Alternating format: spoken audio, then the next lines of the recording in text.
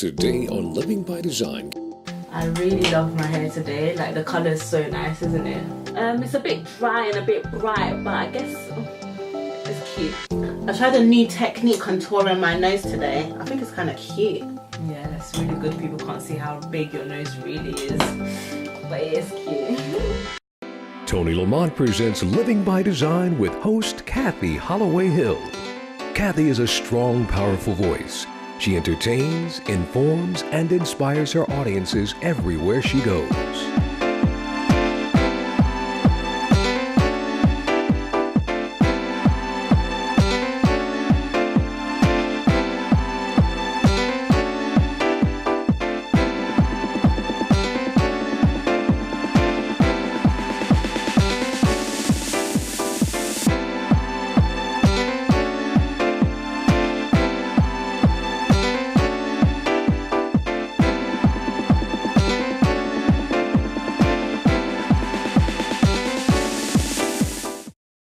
I'm CATHY Holloway Hill, and welcome to another episode of Living by Design. I have a great topic on tap for you today.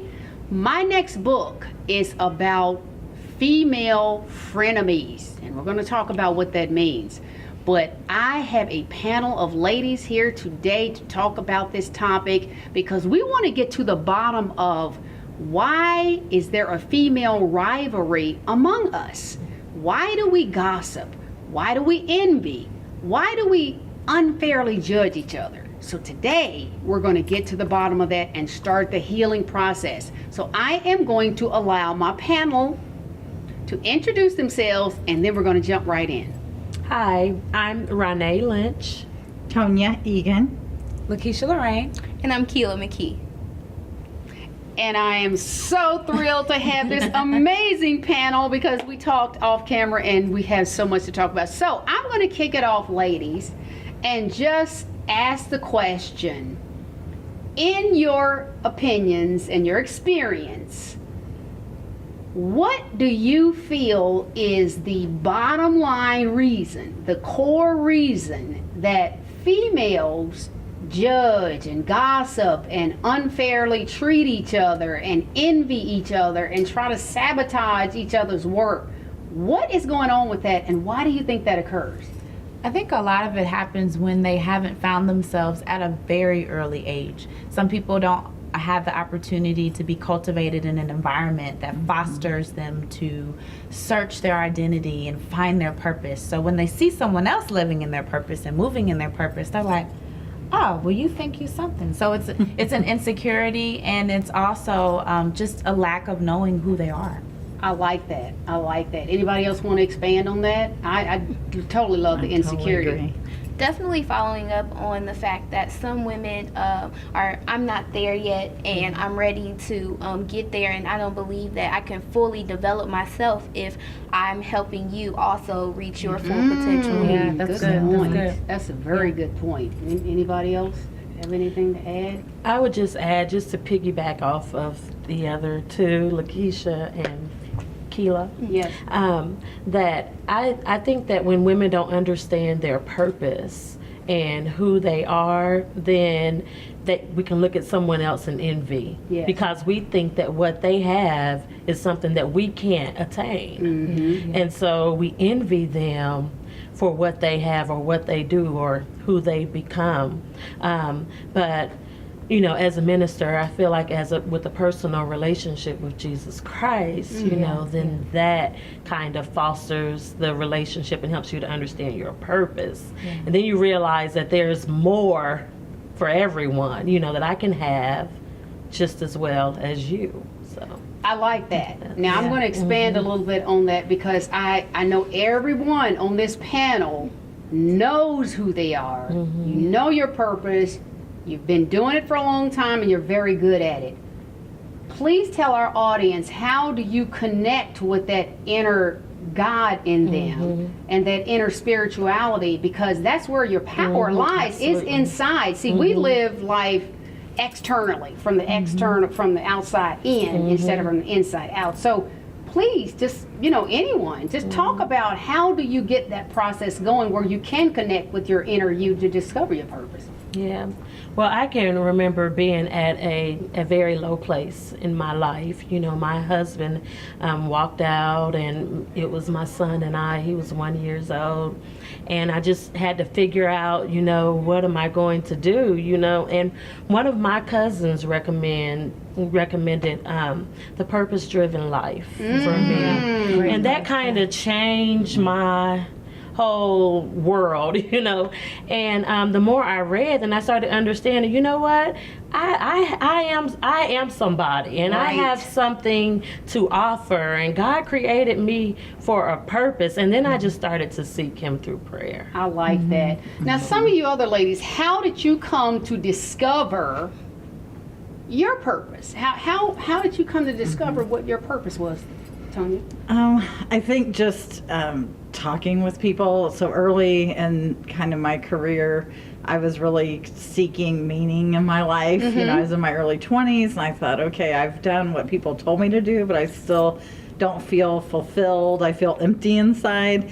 And so when you just share and talk to people, and some of them definitely were other women that said, hey, have you thought about, in my case, like a career in the nonprofit sector and working with youth? And I was like, what is that? I had no idea that existed. So, and then I thought, well, would I have the strengths to do that? So I always recommend to people the Strengths Finder survey, so you know your top 5 strengths, because I think it makes you realize we all have strengths unique to ourselves, and we have to learn to appreciate other people's strengths, because that's why we're different. You know, we need everyone's strengths to play together to make us strong individually and as a community.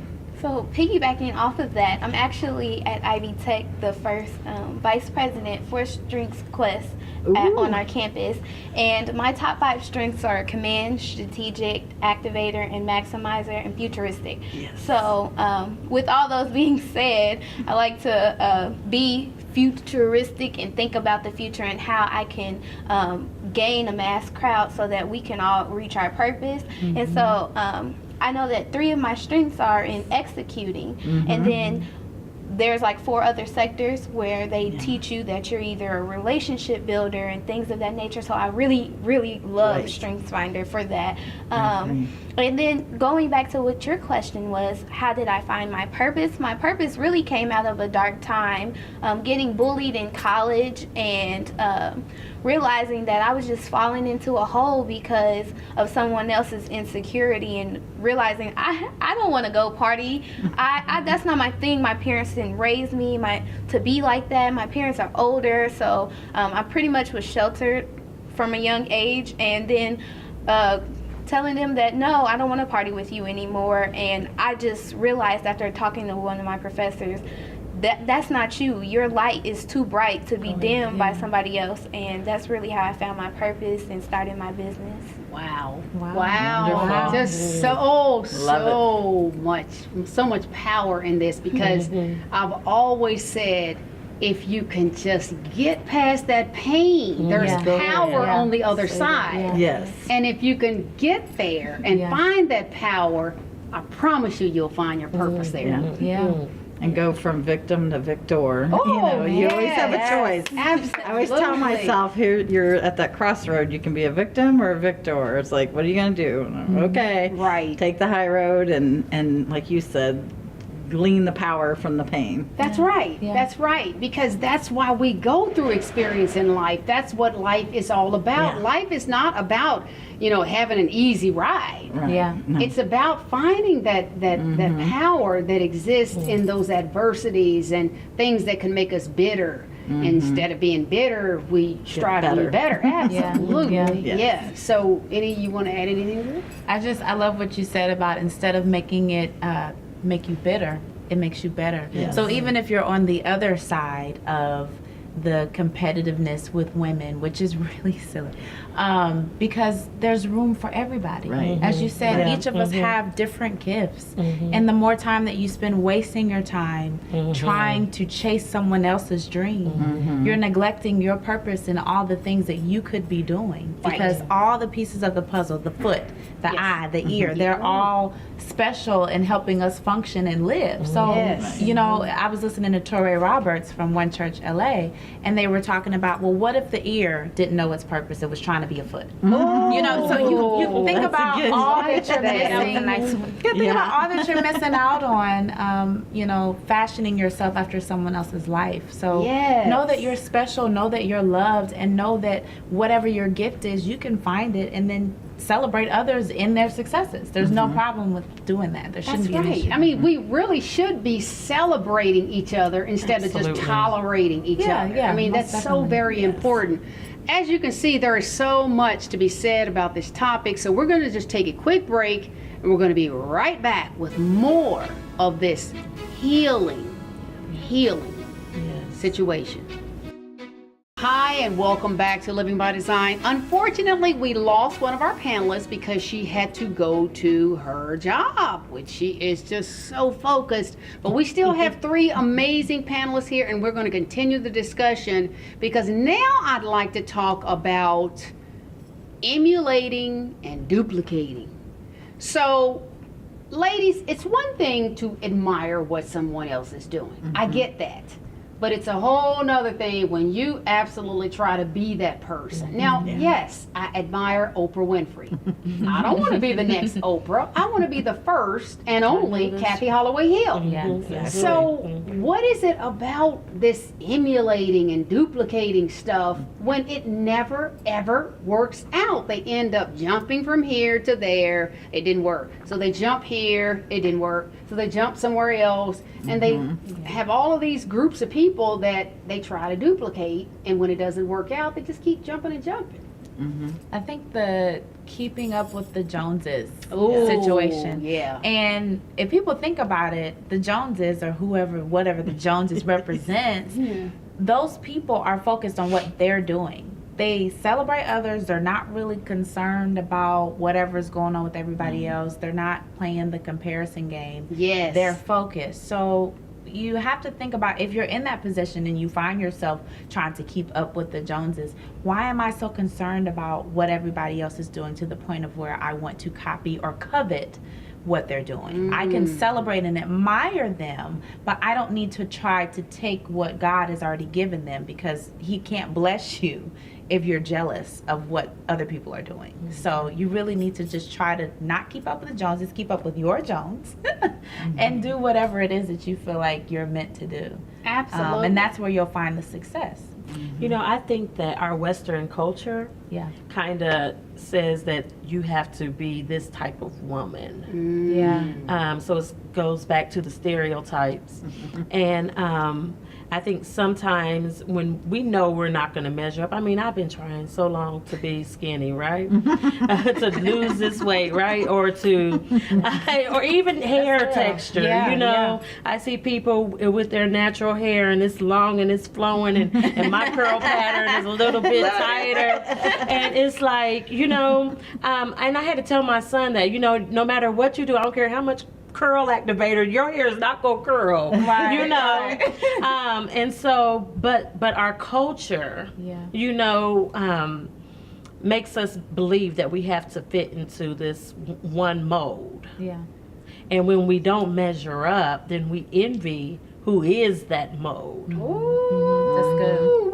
You said a mouthful right there, because now I'm going to get transparent. Because, and we had this conversation off camera growing up, because I was so tall and had such low self-esteem, I envied every short girl I came across. I tried my best to hunch over. I tried, of course, we're flats, that goes without saying. I tried to do everything I could to be shorter. And then now I hear everybody wants to be tall. It's kind of like, you know, you're right. Our culture really sets us up to be whatever we're not. You know, if you have long hair, you want short hair. If you have short hair, you want long hair. It's always if you have darker skin, you want lighter skin. Lighter skin, you want darker. It's always, you are so right about that culture stuff.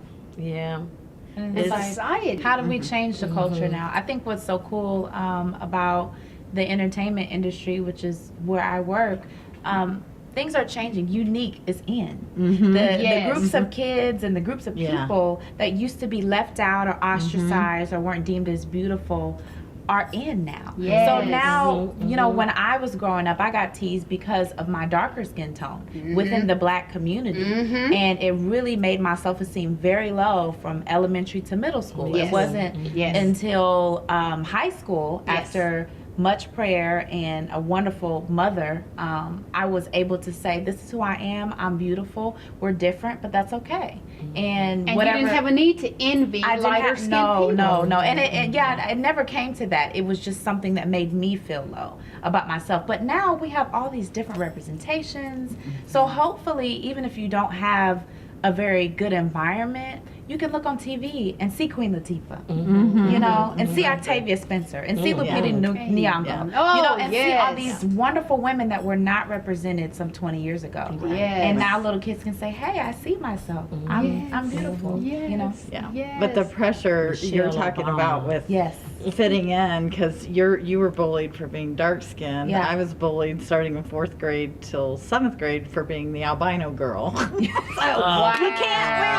win. Because my hair, I was so pale, you know, skinned, and then light hair, so I was bullied the opposite. So it just goes to show you can't win, you know. It's like you're either too light, you know, way too light if you're Caucasian, or too dark, and it just, you know, it's just tearing other people down. Absolutely. But I had the same reaction as you. I mean, it definitely affected my self-esteem as a young, you know, 4th, 5th, 6th grade, middle school girl. Like, what's wrong with me? Why is everyone focused on me? And, you know, again, not understanding that they're the ones with the problem. You know, they're the ones with the insecurities and the hatred, or just the hurt that's making them hurt other people. But it's so hard, especially even as an adult, sometimes remember it's not us we may be the target, but we're not the cause, you know, of some of that, whether it's bullying or gossip or whatever it is. And to have the courage, I think, to stand strong and say, okay, you know what, I'm never going to be Tonya, you know. And so how can I be happy with me? You know, it's like, I think I found out once I start loving myself and saying, okay, you got it going on, then other people start thinking I had to go on. The confidence start coming out. Absolutely. And I'm going to tell you another really big deterrent that really hurts a lot of people who don't get it. I mean, of course, everybody on this panel gets it. But social media. Social media.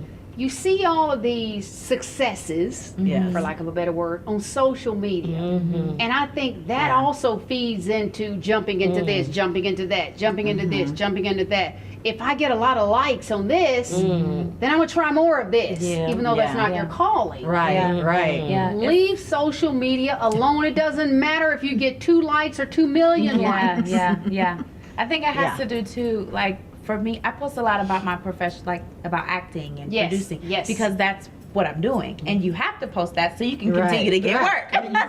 So it's not that you are being inauthentic about your life. You have to think about who's posting and why are they posting. That's right. And you know, if you're in the entertainment lane, yes, you need to be posting. You have to have a following. That's how sometimes they pick who they want to cast. If they have a big following, because that means more money. But if you're posting about your relationship and you're really unhappy, but you're trying to prove to other people that you're happy, that's where it becomes the problem. And it's like we're just lumping everything all in together.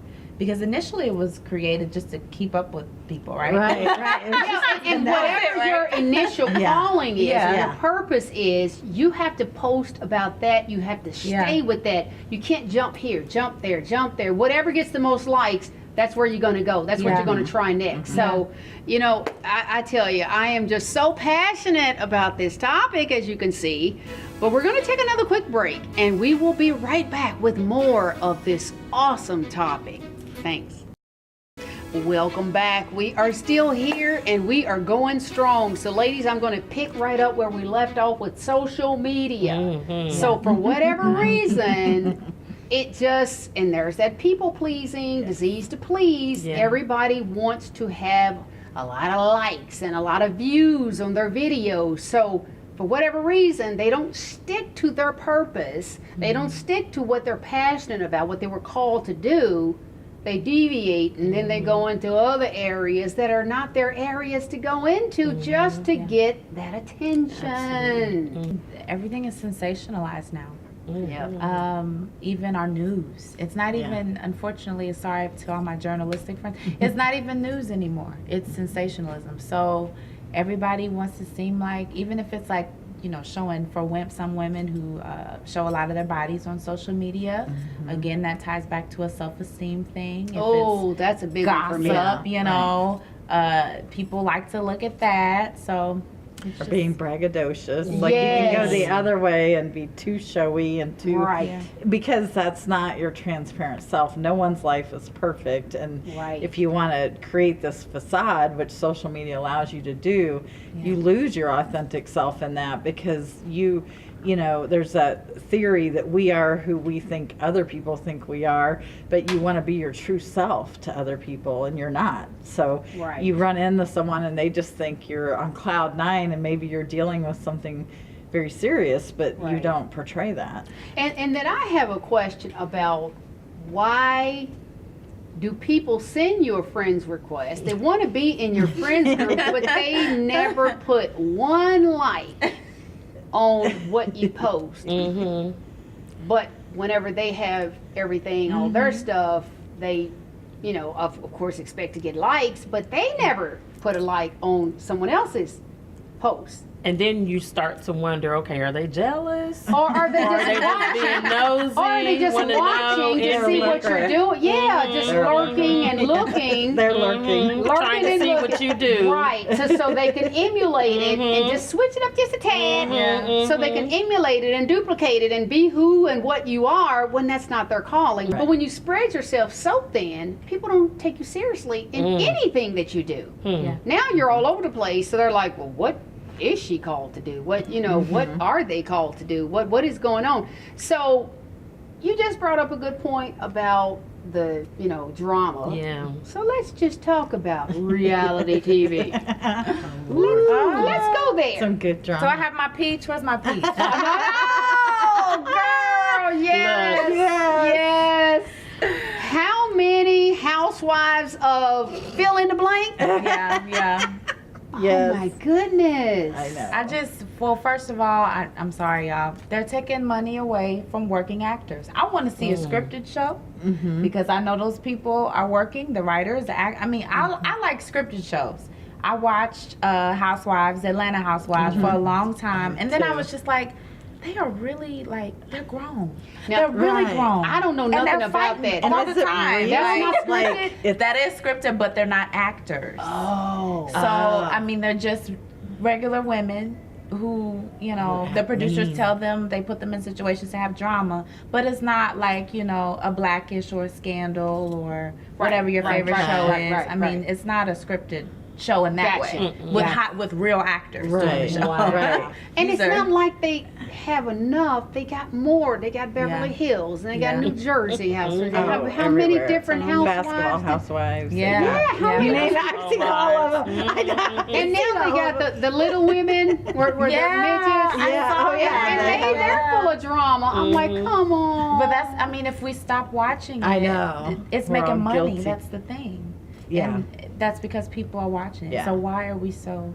And my husband does say that. He says, "Why do you watch that stuff?" And I ask myself that too, because it is the drama and it's intriguing, but I think I'm just in shock the whole time thinking, are they really friends? Do they really? It's like this sociological experiment. Right. Like I fall for that they're friends, but then you don't treat friends that way. So I get caught up in the storyline, but I think you're right on. I mean, if we really disapprove, then we need to walk the talk and not endorse it, because that will hurt, you know, it continuing. And unfortunately, they are who many people are emulating. Amen. So, you got to have your Louboutins, you got to have your Gucci bag. Yes, that's and you got to be with the baller. Yes. You know, all these things that could take us out of our character and away from our purpose. Yes. Yeah. Because Trying to we mimic. are taught, society, someone mentioned it earlier, to live in an external world with tangible things that determine who we are, determines our identity.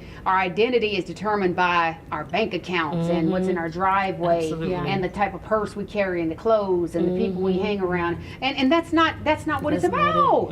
It's not what it's about. But that's what they try to portray in these reality TV shows. So I mean, hopefully somebody will have a come to Jesus moment and say, hey, let me use my platform to speak about this, or to encourage young girls to do this, or what have you, because that is, you know, these images in media is someone's mother, or it is someone's aunt, or maybe that's all they have to look at. So hopefully the people who have that responsibility will do the right thing, so we can have whole grown women who empower each other. Somewhere along the way, I believe a lot of people started believing that the only way that they could be successful is have some drama somewhere. But there are a lot of self-empowerment shows, self-empowerment media, nutritional TV is what I like to call it, that is thriving and doing fantastic, and this is one of them. You're right. This is one of them, because we are getting ready to enter our 5th year on the air. Amen. And have changed so many lives, and I'm so proud of that, because we have not sold out to anything that's negative, anything that's drama filled, and I never will. And that's what you never know who's watching. You know who's watching you. Who's watching you. That's Everyone, and that's the thing. Like, don't allow the smoke in the clouds to make you think that whatever you're doing is not impacting somebody. Exactly. It's impacting. There's people watching you don't even know. Exactly. And ladies, I tell you, you know, we got to have a part 2. We've got to have a part 2, because this is a big issue. This has been one of the most self-empowering, self-uplifting, inspirational shows, knowledge-filled shows that I have done, and I'm so proud of these ladies for just opening up and being transparent. And I'm going to leave you with this thought, because it's very important with everything we've discussed. Please go inside and discover why you are on this earth.